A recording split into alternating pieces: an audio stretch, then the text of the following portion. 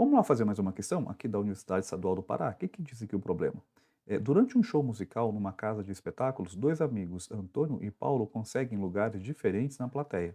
Antônio senta-se em uma posição situada a 20 metros das caixas de som, enquanto que Paulo a 60 das mesmas, né? Então você percebe que um está mais longe do que o outro. Então Paulo senta a 60 e aqui no caso o Antônio senta a 20 metros, tá? Com relação ao som produzido por um violão, podemos afirmar que. E aí, isso foi aqui a alternativa, só para a gente brincar com a ideia. Então, imagina que tem aqui uma caixa de som, né? Imagina aqui mais ou menos aqui o problema, né? Então, aqui tem uma caixa de som aí produzindo aí um certo som. O que que a gente sabe, né? A gente sabe que sabemos que Antônio está aqui distância aqui da caixa sonora, né? Antônio está a 20 metros, aqui no caso, Paulo está aqui distância, né? Então, Paulo está um pouquinho mais longe. E você já percebeu, né, que a intensidade sonora, como é que a gente calcula mesmo? Você lembra da formulazinha de intensidade sonora? Bom, intensidade sonora vai ser o quê? Vai ser a potência, aqui no caso, dividido pela área. Como aqui o som, ele praticamente ele vai ser circular, a gente calcula por 4π vezes quem? Vezes raio ao quadrado. Então, se a distância, no caso aqui, eu vou encarar como sendo raio, então, quanto maior o raio, né, quanto maior a distância, menor vai ser quem? Vai ser a intensidade sonora, né, uma grandeza inversamente proporcionais e detalhe, ao quadrado ainda, né, que piora mais ainda esse resultado. Tá? Então, aumenta a distância, diminui a intensidade sonora. Então, já sabemos então que o Paulo vai ter uma intensidade sonora menor que aqui no caso do Antônio. Vamos ver que alternativa para ver o que ele fala? O que que fala aqui no item A?